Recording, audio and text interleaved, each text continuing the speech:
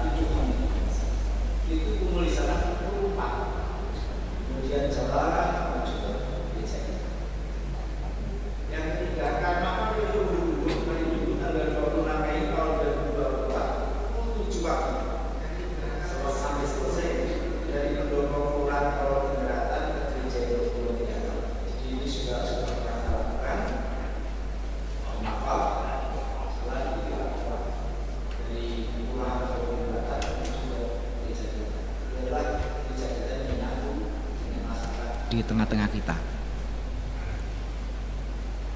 Untuk itu kita tetap berikan dukungan doa pada panitia ini, khusus Pak Tua, Pak Amang, doakan supaya dalam memimpin kegiatan ini berjalan dengan baik. Tentu tidak lupa sokongan dananya gitu ya. Yang keempat, perayaan hari Sabtu 1 Juni tahun 2024 pukul 6 sore atau 18 di Taman Budaya Jawa Tengah ini puncaknya HUT kita. Itu ada perayaan terakhir itu ya, berada di Taman Budaya Surakarta. Ini sangat penting sekali, semua warga GKJ Solo Timur nanti akan boyong ke sana semua gitu.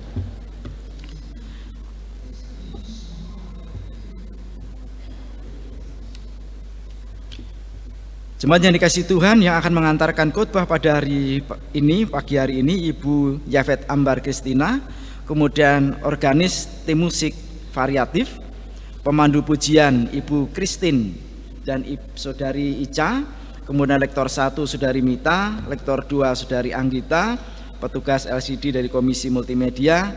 Demikian jemaat yang dikasihi Tuhan, berita gereja Minggu tanggal 17 Maret tahun 2024. Selanjutnya Bapak Ibu kami undang bangkit berdiri, kita akan memasuki peribadatan.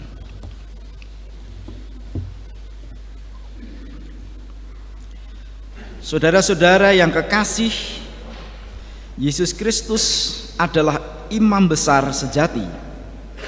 Ia telah mempersembahkan dirinya sendiri sebagai kurban penebusan untuk menebus dunia ini dari kuasa dosa. Marilah saudara, di Minggu Prapaskah kelima ini kita membuka hati dan pikiran kita untuk menghayatinya. Kami siap menghayati Tuhan Yesus Kristus sebagai imam besar sejati. Mari kita menantikan dan sambut kedatangannya dengan bangkit berdiri dan menyanyikan Kidung Jemaat 293, Puji Yesus.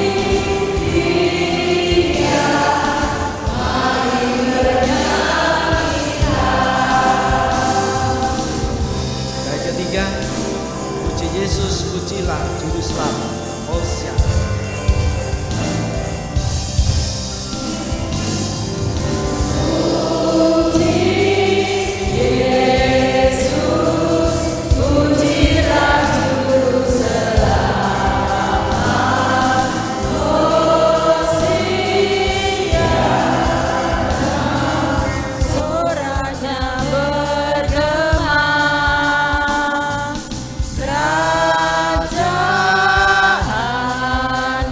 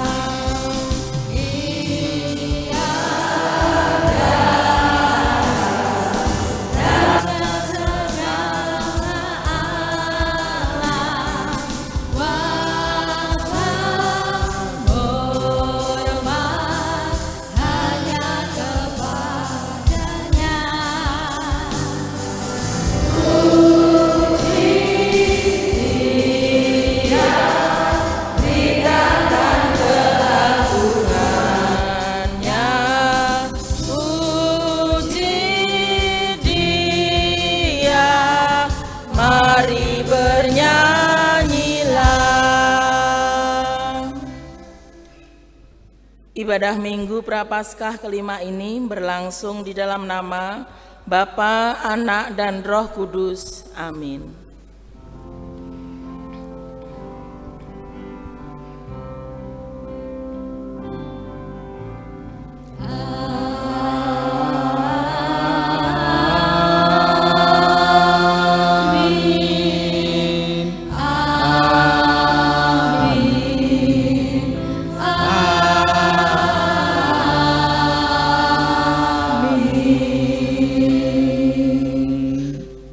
Kasih karunia dan damai sejahtera dari Allah Bapa kita dan dari Tuhan Yesus Kristus menyertai kita sekalian.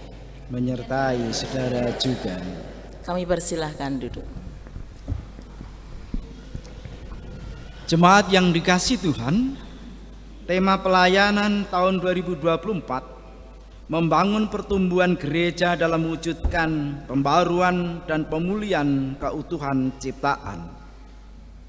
Martin Luther, seorang tokoh reformator gereja, pernah berkata, "Di dunia ini kita hanyalah Kristus kecil." Perkataannya itu mengingatkan kita bahwa di dalam kehidupan sehari-hari kita mesti mencerminkan kepribadian Kristus, baik dalam kata maupun perbuatan. Yesus Kristus adalah imam besar sejati. Kerelaannya untuk berkorban merupakan sebuah teladan yang mesti kita pancarkan di dalam kehidupan kita masing-masing. Sebagaimana Yesus pernah berkata kepada murid-muridnya dalam Yohanes 12 ayat 26, "Barang siapa melayani aku, ia harus mengikut aku, dan di mana aku berada, di situ pun pelayanku akan berada. Barang siapa melayani aku, ia akan dihormati Bapa." Di Minggu Prapaskah kelima ini kita diajak untuk menghayati tindak ilahi Tuhan Yesus itu sendiri. Jemaat yang dikasihi Tuhan, kita akan sanggupi bersama dengan muji nama Tuhan 341 bait pertama dan yang kedua. Kuasamu dan namamu-lah.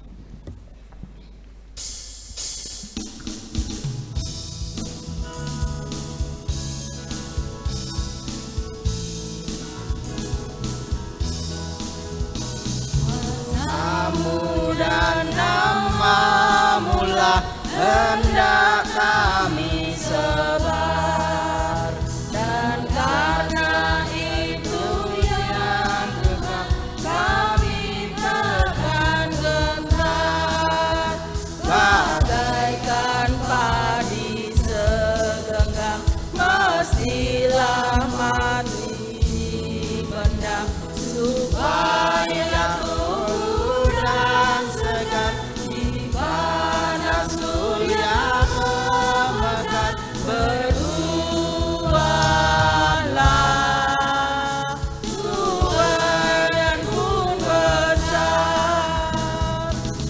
yang kedua, teladan sudah kau beri demi deritamu. Teladan sudah kau beri demi deritamu, dan melalui salibmu kau terima kuasamu. Bagian kami tak lebih seperti segenggam benih melintas guru yang gelap, agar kelak dan menetap bersamamu di Firdaus gemerlap. Bapak Ibu Saudara yang terkasih, marilah kita mengakui dosa-dosa kita dengan pengakuan dosa yang saling bersahutan. Marilah saudara-saudari, kita menyatukan hati untuk mengakui dosa-dosa kita di hadapan Allah menurut Mazmur 51 secara berbalasan. Kasihanilah aku ya Allah, menurut kasih setiamu, hapuskanlah pelanggaranku menurut rahmat-Mu yang besar.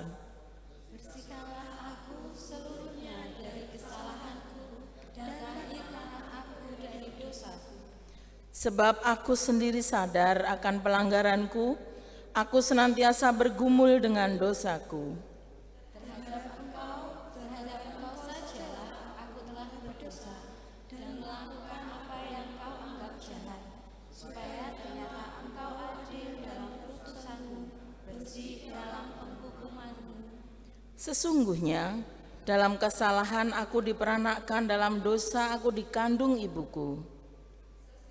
Sesungguhnya engkau berkenan akan kebenaran dalam hati, dan dengan diam-diam engkau memberitahukan iman kepadaku. Bersihkanlah aku daripada dosaku dengan hisop, maka aku menjadi tahir. Basuhlah aku, maka aku menjadi lebih putih dari salju. Jadikanlah hatiku tahir ya Allah, dan perbaharuilah batinku dengan roh yang teguh.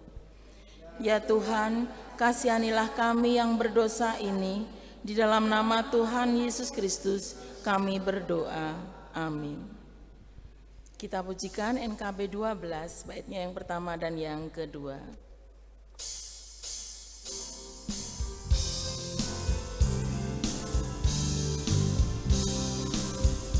Tuhanku, kau datang ke dunia untuk menghapus dosa umatmu. Bagai seekor rusa yang dalam wajah-Mu, Tuhanku, merindu hatiku. Aku berserah, ya Tuhan, padamu. Ku berikan bagimu seluruh hidupku.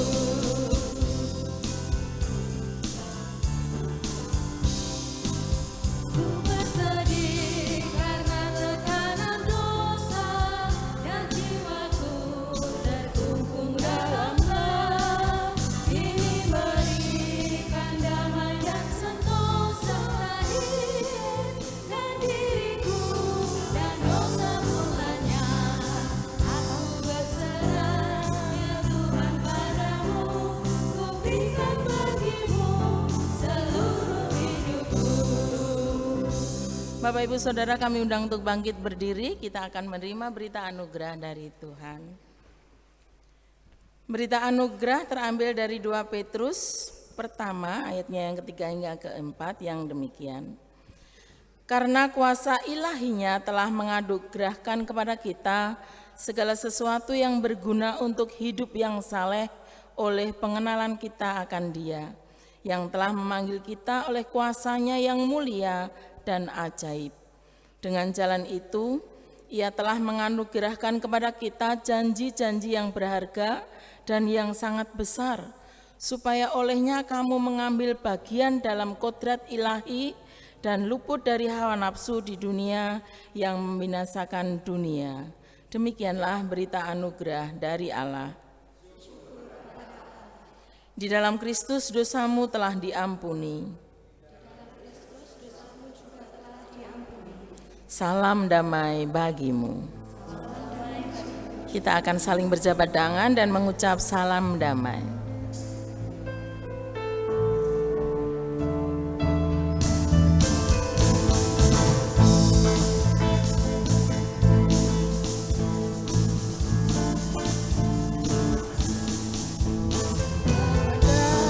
Damai bagimu.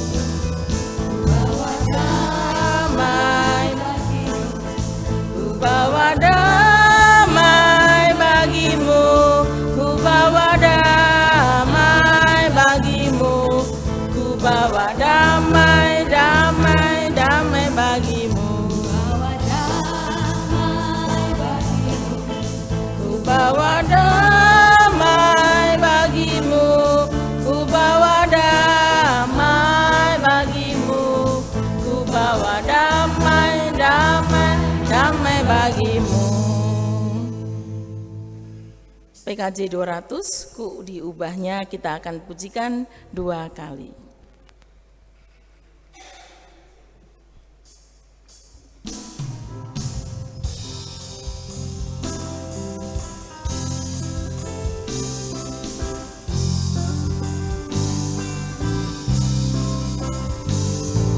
diubahnya saat ku berserah,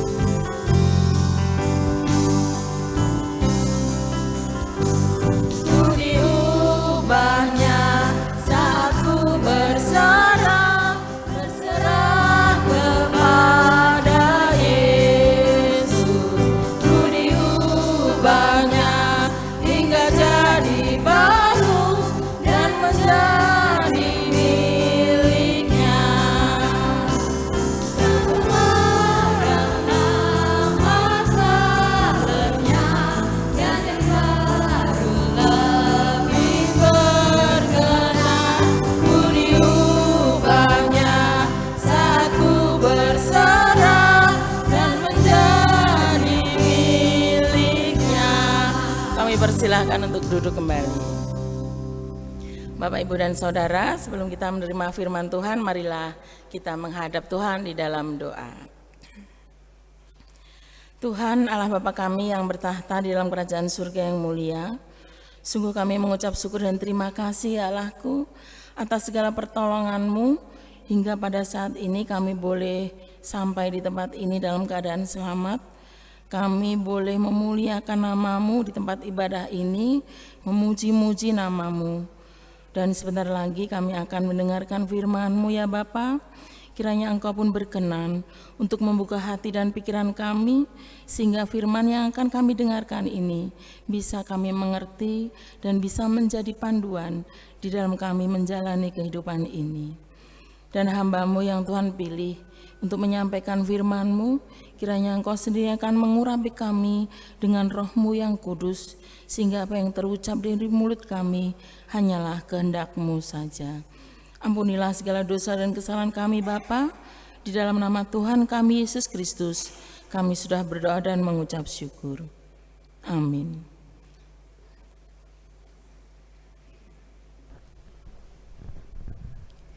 Bacaan pertama terambil dari Yeremia 31 ayat 31 sampai 34. Sesungguhnya akan datang waktunya, demikianlah firman Tuhan. Aku akan mengadakan perjanjian baru dengan kaum Israel dan kaum Yehuda. Bukan seperti perjanjian yang telah kuadakan dengan nenek moyang mereka pada waktu aku memegang tangan mereka untuk membawa mereka keluar dari tanah Mesir. Perjanjianku itu telah mereka ingkari, meskipun aku menjadi Tuhan yang berkuasa atas mereka. Demikianlah firman Tuhan. Tetapi beginilah perjanjian yang kuadakan dengan kaum Israel sesudah waktu itu. Demikianlah firman Tuhan. Aku akan menaruh Tauratku dalam batin mereka dan menuliskannya dalam hati mereka. Maka aku akan menjadi Allah mereka dan mereka akan menjadi umatku. Dan tidak usah lagi orang mengajar sesamanya atau mengajar saudaranya dengan mengatakan, "Kenalah Tuhan," sebab mereka semua besar kecil akan mengenal aku. Demikianlah firman Tuhan. Sebab aku akan mengampuni kesalahan mereka dan tidak lagi mengingat dosa mereka. Demikianlah sabda Tuhan. Syukur kepada Allah. Marilah kita tanggapi sabda Tuhan dengan membacakan secara bersautan Mazmur 51 ayat 3 sampai 15. Saya akan membacakan ayat yang ganjil, Bapak Ibu Saudara sekalian akan membacakan ayat yang genap. Mazmur 51 ayat 3. Kasihanilah aku ya Allah menurut kasih setiamu. Hapuskanlah pelanggaranku menurut rahmat-Mu yang besar. Bersihkanlah aku seluruhnya dari kesalahanku dan tahirkanlah aku dari dosaku. Sebab aku sendiri sadar akan pelanggaranku. Aku senantiasa bergumul dengan dosaku. Terhadap engkau sajalah aku telah berdosa dan melakukan apa yang kau anggap jahat. Supaya ternyata engkau adil dalam putusanmu, bersih dalam penghukumanmu. Sesungguhnya dalam kesalahan aku diperanakkan, dalam dosa aku dikandung ibuku. Sesungguhnya engkau berkenan akan kebenaran dalam batin, dan dengan diam-diam engkau memberitahukan hikmat kepadaku. Bersihkanlah aku daripada dosaku dengan hisop, maka aku menjadi tahir. Basuhlah aku, maka aku menjadi lebih putih dari salju. Biarlah aku mendengar kegirangan dan sukacita, biarlah tulang yang kau remukkan bersorak-sorai kembali. Sembunyikanlah wajah-Mu terhadap dosaku, hapuskanlah segala kesalahanku. Jadikanlah hatiku tahir ya Allah, dan perbaharunilah batinku dengan roh yang teguh. Janganlah membuang aku dari hadapan-Mu, dan janganlah mengambil roh-Mu yang kudus daripadaku. Bangkitkanlah kembali padaku kegirangan karena selamat yang daripadamu, dan lengkapilah aku dengan roh yang rela. Maka aku akan mengajarkan jalan-Mu kepada orang-orang yang melakukan pelanggaran, supaya orang-orang berdosa berbalik kepadamu.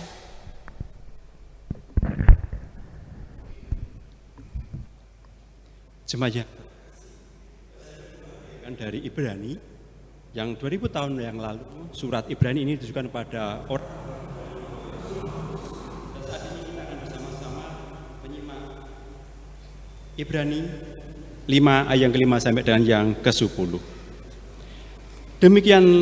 Demikian pula Kristus tidak memuliakan dirinya sendiri dengan menjadi imam besar, tetapi dimuliakan oleh Dia yang berfirman kepadanya, "Anakku engkau telah kuperanakkan pada hari ini, sebagaimana firman-Nya dalam suatu nas lain, engkau adalah imam untuk selama-lamanya menurut peraturan Melkisedek."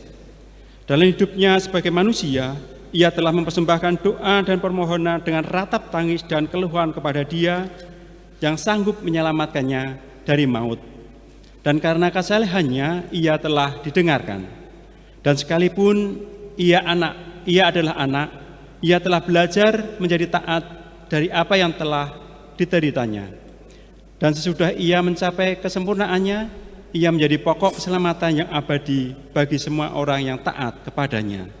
Dan ia dipanggil menjadi imam besar oleh Allah menurut peraturan Melkisedek. Demikianlah sabda Tuhan. Syukur kepada Allah. Bapak Ibu Saudara yang terkasih, Injil yang akan kita baca hari ini dari Yohanes 12 ayatnya yang ke-20 hingga ke-33 yang demikian firman Tuhan.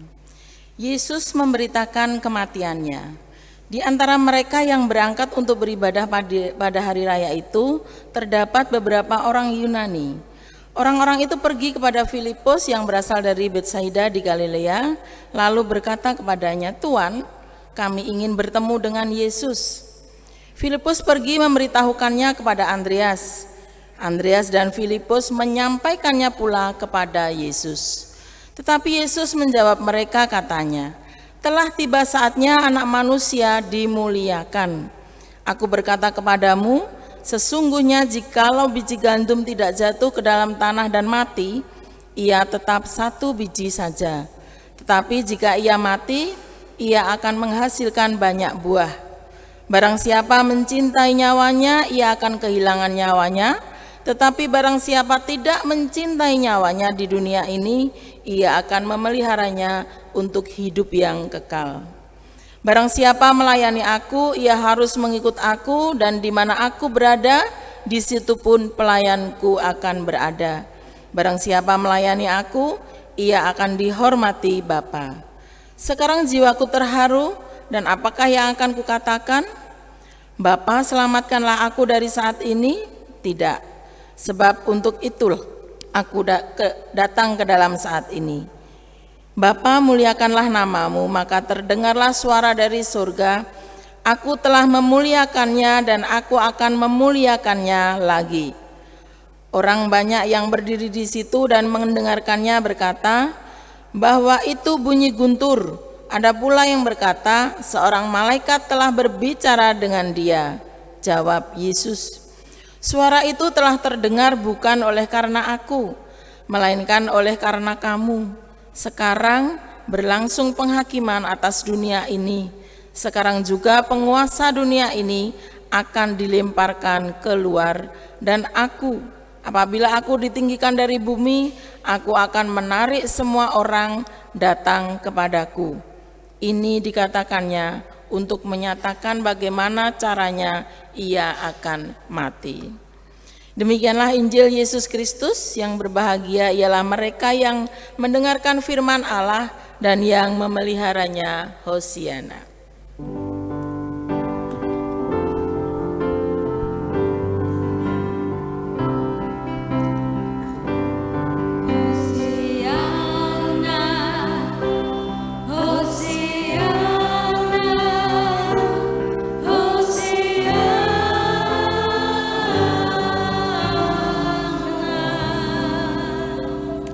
Selamat pagi Bapak Ibu Saudara yang terkasih dalam Tuhan Yesus.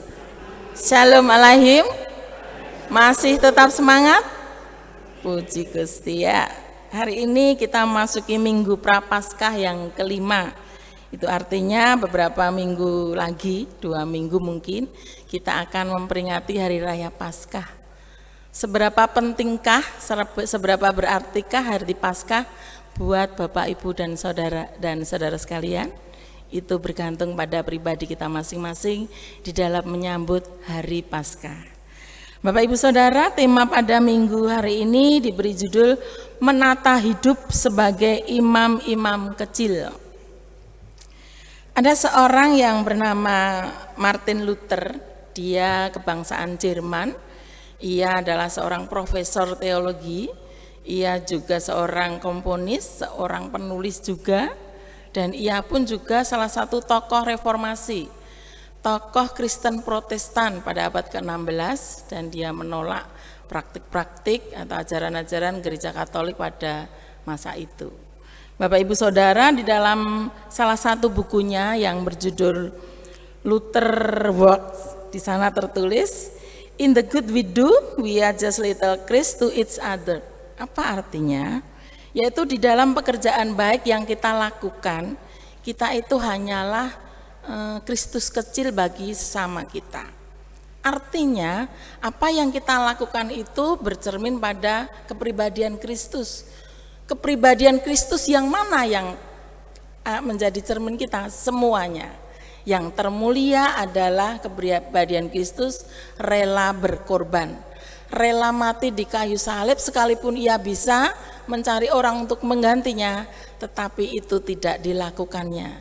Dia tidak mencari pengganti untuk disalib, tetapi buahnya adalah keselamatan bagi banyak orang.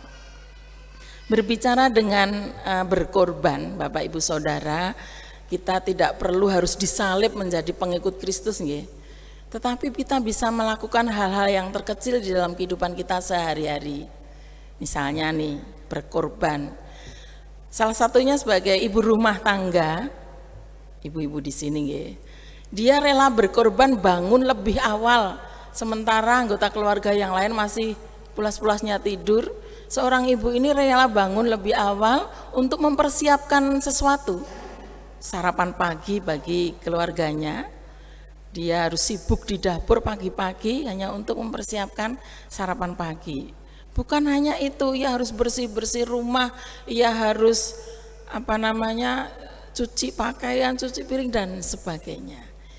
Belum lagi kalau ibu itu mempunyai anak kecil yang otomatis butuh pelayanan khusus, harus memandikan, harus menyuapi, harus mengganti baju dan lain sebagainya. Terlebih lagi kalau ibu itu juga seorang pekerja, artinya ia harus bekerja pagi-pagi juga seperti suaminya untuk memberi tambahan nafkah di dalam mencukupi kebutuhan rumah tangganya. Itu adalah salah satu pengorbanan seorang ibu. Lalu kalau ibu sudah berkorban, apakah seorang bapak tidak berkorban? Tentu saja seorang bapak juga berkorban. Ia rela bekerja untuk mencukupi kebutuhan hidup keluarganya. Ia yang menjadi tugas utama yang bertanggung jawab untuk memenuhi nafkah keluarganya. Ada yang mengatakan kalau dia yang bekerja keras, dia yang mandi keringat, kehujanan, kepanasan bagi yang pekerja-pekerja di luar, tetapi yang menerima gaji itu istrinya. Itu betul sekali. Karena apa? Karena memang itu sudah menjadi tanggung jawabnya. Dan dia, suami itu rela berkorban untuk melakukan itu, untuk melakukan tanggung jawabnya sebagai kepala rumah tangga. Kalau ibu sudah rela berkorban, kalau bapak juga sudah rela berkorban, lalu bagaimana dengan seorang anak? Apakah anak juga bisa berkorban demi orang tua dan keluarganya?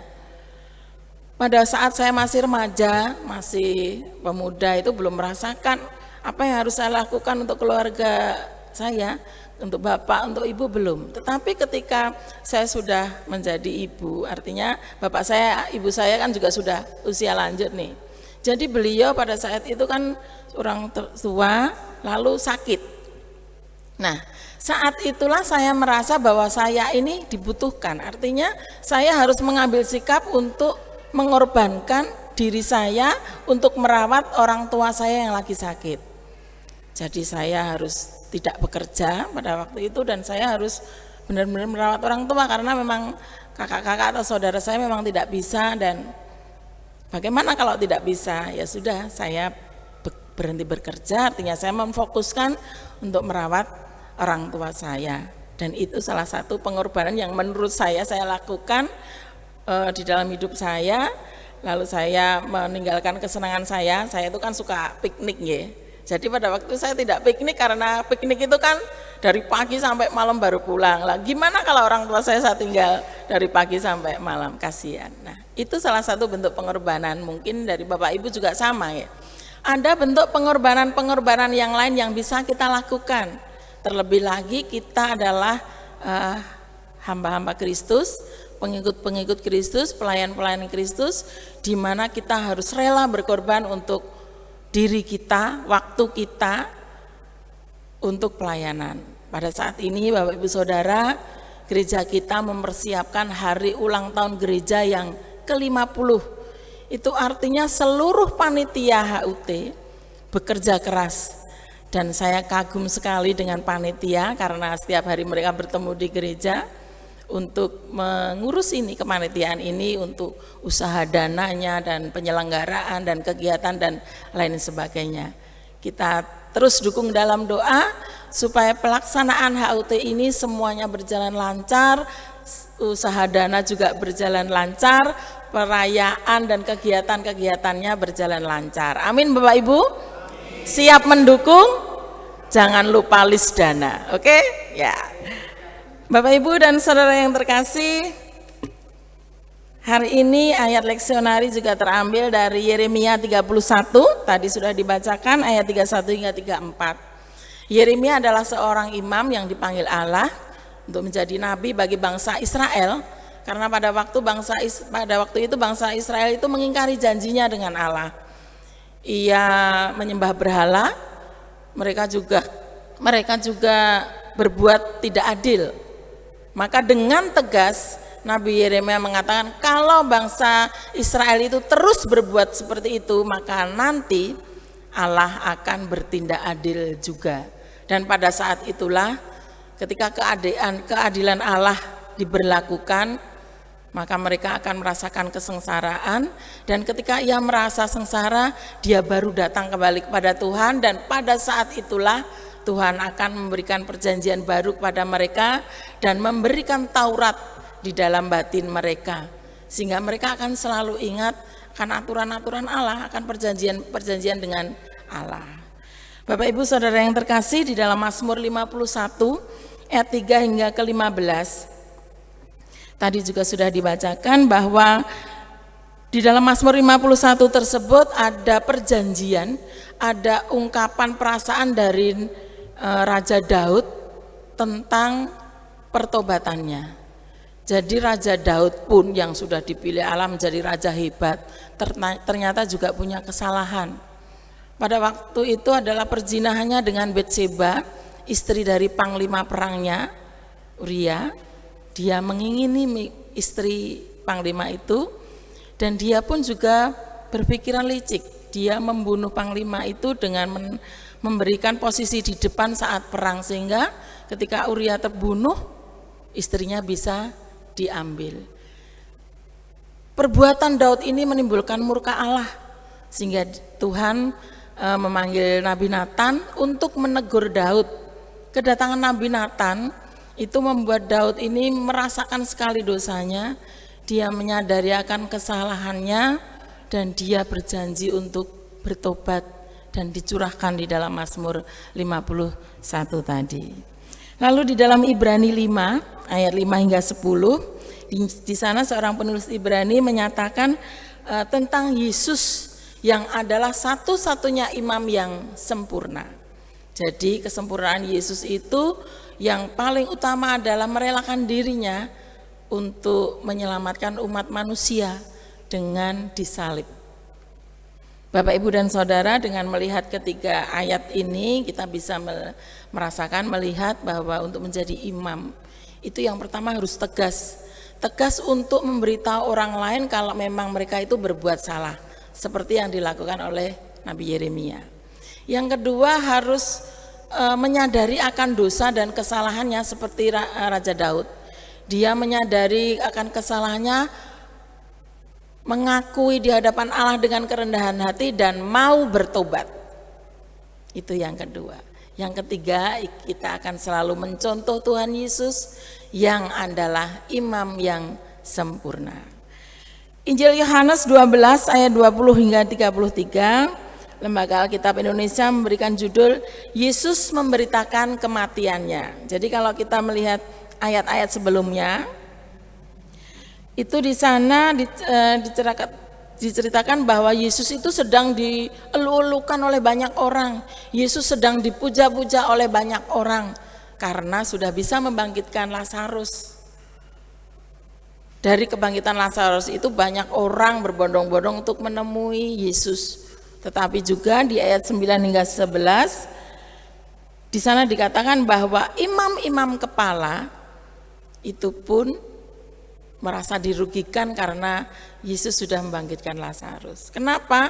Karena semua pengikut-pengikutnya itu berbalik untuk mengikut Yesus, sehingga banyak orang mengikut Yesus, sehingga ada pikiran dari kepala-kepala imam untuk membunuh Lazarus karena gara-gara dia bangkit banyak pengikut yang mengikut Yesus. Bapak, Ibu, dan Saudara, di dalam ayat 20 hingga ke 33 ini sama, masih banyak orang berbondong-bondong ingin datang kepada Yesus, ingin bertemu dengan Yesus. Dan ada beberapa orang Yunani, di ayat 20 dikatakan ada beberapa orang Yunani ingin bertemu dengan Yesus. Lalu ia bertemu dengan Filipus terdahulu dan ia mengatakan keinginannya. Kemudian Filipus datang pada Andreas dan menyampaikan keinginan orang itu. Kemudian keduanya menjumpai Yesus dan mengatakan bahwa orang-orang Yunani akan bertemu kepadanya. Lalu apa jawab Yesus atas keinginan orang-orang itu? Di dalam ayat 23 dikatakan, tetapi Yesus menjawab mereka katanya, telah tiba saatnya Anak Manusia dimuliakan. Bapak, Ibu, Saudara yang terkasih, dimuliakan di sini bukan hanya enak-enak, bukan hanya senang-senang, bukan hanya bahagia karena dipuja-puja, bukan hanya kemewahan, kejayaan ataupun kekuatan, tetapi kemuliaan di sini Tuhan Yesus mengartikan adalah tentang sebuah pengorbanan. Pengorbanan ini adalah pengorbanan yang akan menghasilkan banyak buah. Sehingga ia menyatakan di ayat yang ke-24, aku berkata kepadamu, sesungguhnya jikalau biji gandum tidak jatuh ke dalam tanah dan tidak mati, ia hanya tetap biji gandum saja. Tetapi jika ia mati, ia akan menghasilkan banyak buah. Tuhan Yesus sudah menyinggung-nyinggung nih akan kematiannya. Jadi ketika dia harus mengorbankan dirinya, dia akan menghasilkan banyak buah. Artinya pengikut-pengikutnya itu akan semakin bermunculan dan akan mengikuti dia. Bahkan di dalam ayat 25 dikatakan, barang siapa mencintai nyawanya, ia akan kehilangan nyawanya. Tetapi barang siapa tidak mencintai nyawanya di dunia ini, ia akan memeliharanya untuk hidup yang kekal. Itu adalah pengorbanan Yesus, berani menghilangkan nyawanya untuk menyelamatkan banyak manusia. Sehingga dengan pengikut-pengikut Yesus atau dengan banyak orang yang ingin mengikut Yesus, Yesus menegaskan sekali lagi di dalam ayat 26, barang siapa melayani aku, ia harus mengikut aku, dan di mana aku berada, di situ pun pelayanku akan berada. Barang siapa melayani aku, ia akan dihormati Bapa. Bapak, Ibu, Saudara yang terkasih, ketiga pokok ini, jadi tentang biji gandum, tentang kehilangan nyawa, dan tentang melayani Tuhan, ini difokuskan untuk seluruh pengikut Yesus. Dilakukan kepada seluruh pelayan-pelayan Tuhan, bahwa ketika kita sudah mau menerima Yesus, ketika kita sudah mengakui bahwa kita ini adalah pelayan Tuhan, mari kita fullkan hidup kita fokuskan hidup kita untuk benar-benar melayani Tuhan. Pelayanan Tuhan ada di mana-mana dan bisa kita lakukan sesuai dengan talenta kita. Bapak, Ibu, Saudara yang terkasih, kalau tadi sudah dikasih contoh tentang Imam Yeremia yang dengan tegas mau memperingati orang yang bersalah, lalu tentang Daud yang mau mengakui dosa-dosanya dan mau bertobat, dan juga tentang keikutan kita tentang Tuhan Yesus yang adalah satu-satunya imam yang paling sempurna. Maka Bapak, Ibu, dan saudara yang terkasih, marilah kita bersama berusaha untuk menata hidup kita menjadi imam-imam kecil dimanapun kita berada. Bisa di keluarga, bisa di gereja, bisa di masyarakat, dan dimanapun kita berada, kita berusaha untuk bisa menjadi imam-imam kecil, bisa berusaha untuk menjadi contoh, bisa berusaha untuk menjadi seorang pemimpin dari keseharian hidup kita, sehingga kita bisa rela berkorban untuk menciptakan kehidupan yang lebih baik. Bapak, Ibu, dan saudara, marilah kita memuliakan dengan merendahkan diri di hadapan Tuhan seperti yang dilakukan oleh Daud. Kita melihat diri kita sebagai orang berdosa yang mempunyai kesempatan untuk hidup dalam kasih Allah yang besar. Kita punya kesempatan untuk bertobat, maka gunakanlah kesempatan itu untuk melayani Tuhan. Selamat menjalani hidup sebagai imam-imam kecil. Tuhan Yesus memberkati. Amin. Saat hening sejenak.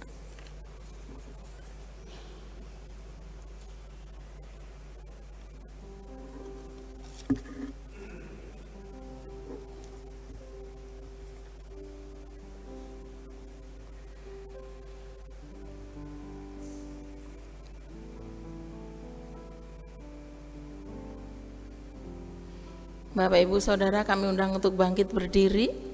Kita akan bersama-sama untuk memperbarui iman kita. Marilah kita bersama dengan umat Allah di masa lalu, masa kini, dan masa depan, mengingat pada pengakuan Bapa baptisan kita, menurut pengakuan iman Rasul yang demikian. Aku percaya kepada Allah, Bapa yang Maha Kuasa, Khalik langit dan bumi, dan kepada Yesus Kristus, anaknya yang tunggal Tuhan kita, yang dikandung daripada Roh Kudus, lahir dari anak darah Maria, yang menderita di bawah pemerintahan Pontius Pilatus, disalibkan, mati, dan dikuburkan, turun ke dalam kerajaan maut.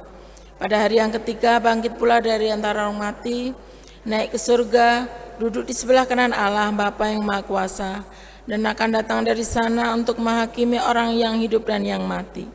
Aku percaya kepada Roh Kudus, gereja yang kudus dan am, persekutuan Roh Kudus, pengampunan dosa, kebangkitan daging, dan hidup yang kekal. Kami persilahkan duduk kembali.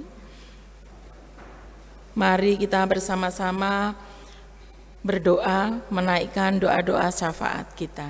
Kami hantarkan. Terima kasih Allahku atas segala kebaikan-Mu, atas firman yang boleh kami dengarkan pada pagi hari ini, dan biarlah Engkau sendiri yang akan setia menolong kami untuk menjadikan kami imam-imam kecil dalam kehidupan kami sehari-hari. Baik hidup kami di tengah keluarga kami, baik hidup kami di tengah-tengah gereja, baik hidup kami di tengah masyarakat, dan hidup kami dimanapun kami berada, kami bisa menjadi imam-imam kecil. Kami boleh rendah hati di hadapan-Mu Tuhan, kami boleh rela berkorban bagi sesamamu. Tuhan Yesus, pada kesempatan pagi ini pula kami berdoa untuk teman-teman kami, saudara-saudara kami yang pada saat ini masih dalam keadaan sakit, masih bersedih hati, masih putus asa. Oh Tuhan, kiranya Engkau berbelas kasih kepada mereka Tuhan. Engkau berkenan untuk mengunjungi mereka satu persatu, yang sakit Engkau sembuhkan, yang bersedih hati Engkau hiburkan, dan yang berputus asa Engkau kuatkan. Bapa yang di surga, saat ini kami juga berdoa untuk pelayan-pelayan Tuhan, Bapak Pendeta, Bapak Ibu Majelis, Bapak Ibu pengurus gereja ini Tuhan, baik pengurus-pengurus di wilayah ataupun di Pepantan, baik itu pengurus-pengurus di komisi-komisi, oh Tuhan, kiranya Engkau sendiri akan menolong mereka satu persatu, kiranya Engkau sendiri akan senantiasa memberikan kecukupan atas mereka satu persatu. Kiranya Engkau sendiri akan terus memberikan semangat kepada mereka untuk pelayanan mereka. Tuhan Yesus, Kami juga berdoa khusus untuk panitia hari ulang tahun gereja ini yang ke-50 Tuhan. Kiranya Engkau sendiri akan terus menggelorakan api semangat pada mereka, sehingga mereka panitia HUT ini Tuhan benar-benar mendapatkan roh-Mu, roh kekuatan dan roh semangat, sehingga apa yang mereka lakukan ini akan berhasil Tuhan, sehingga penyelenggaraan HUT ini juga akan berjalan dengan lancar.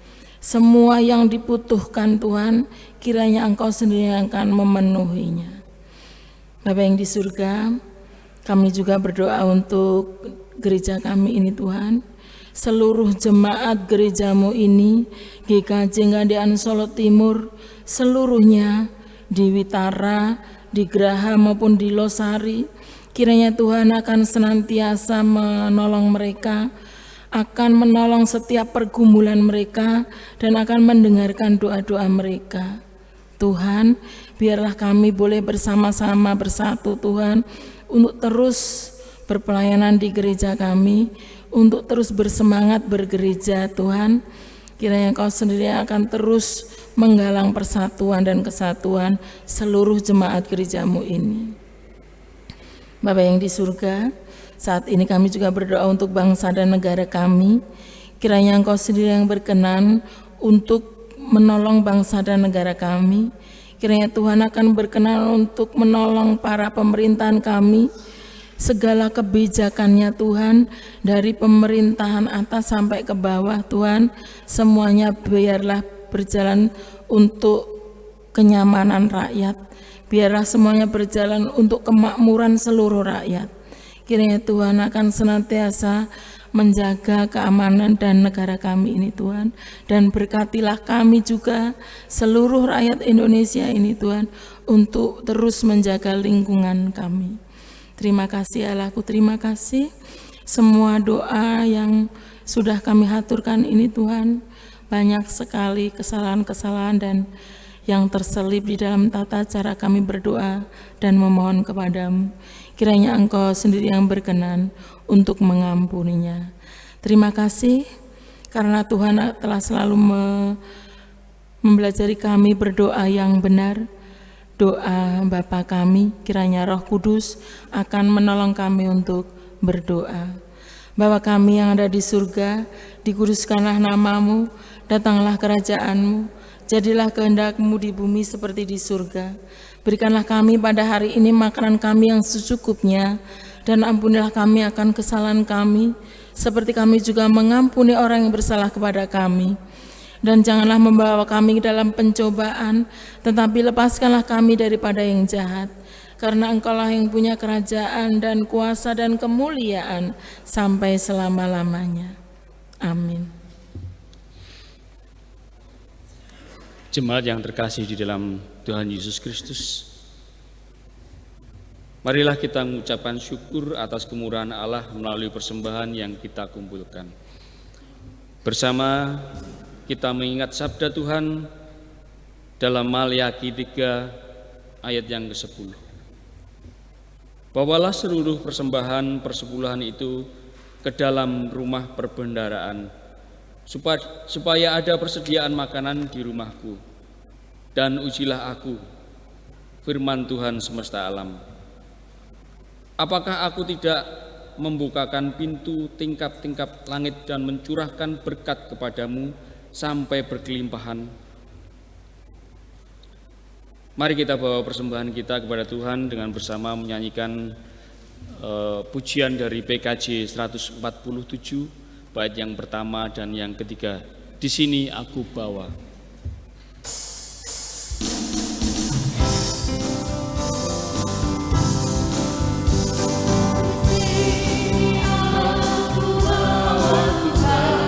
Persembahan hidupku semoga berkenan, berawal nilainya Tuhan, dibandingkan berkat-Mu yang telah Kau limpahkan. Terimalah Tuhan, oh terimalah Tuhan.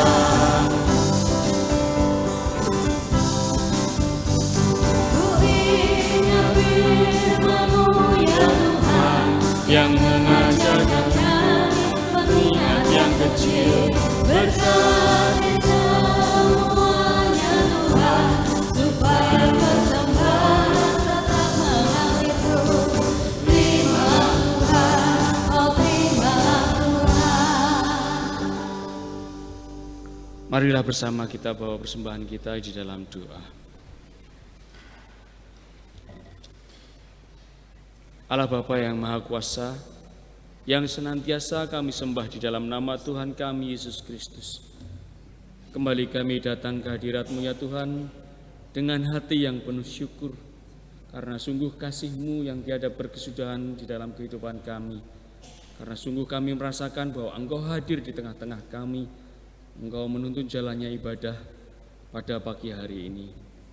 Ya Tuhan, pagi hari ini kami juga membawa ucap syukur kami dalam bentuk persembahan. Kiranya Engkau kuduskan, kiranya Engkau berkati, sehingga berguna bagi pelayanan di gereja-Mu GKJ Gandean Solo Timur ini. Kami juga berdoa bagi saudara kami yang telah Engkau percaya untuk mengelola persembahan ini. Kiranya Engkau berkati dengan hati yang berhikmat, Engkau berkati dengan hati yang takut akan Engkau, sehingga persembahan ini dapat dikelola berguna bagi gereja-Mu dan memuliakan nama-Mu, meluaskan kerajaan-Mu di bumi ini. Terima kasih ya Tuhan, jika sebentar kami akan meninggalkan tempat ini, melanjutkan ibadah kami dalam kehidupan nyata kami. Tuhan, tuntunlah dan kuatkanlah kami, supaya kami bisa melaksanakan apa yang telah kami terima di dalam firman yang telah disampaikan pada pagi hari ini. Tuhan, doa yang jauh dari sempurna ini kami panjatkan hanya di dalam nama Tuhan kami Yesus Kristus. Amin.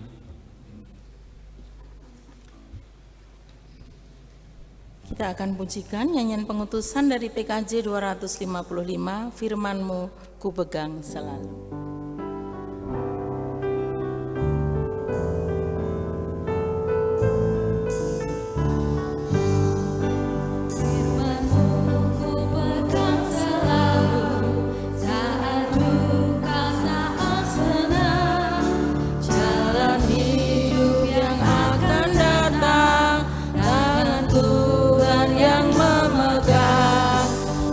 Cobaan menggigit aku dan menjadi keluhanku.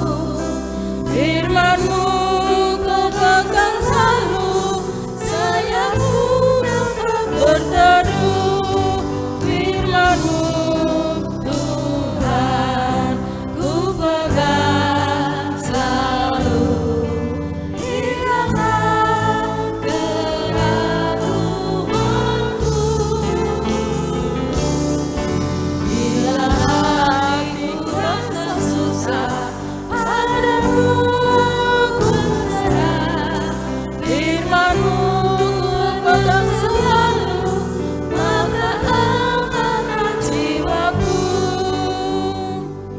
Arahkanlah hatimu kepada Tuhan. Hiduplah mencerminkan Kristus Sang Imam Besar sejati. Terpujilah Tuhan. Kita akan terima berkat Tuhan.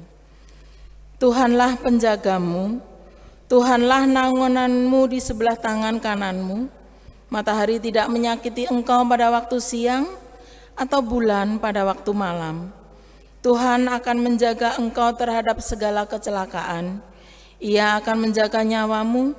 Tuhan akan menjaga engkau keluar masukmu dari sekarang sampai selama-lamanya. Mazmur 121, ayatnya yang kelima hingga ke-8.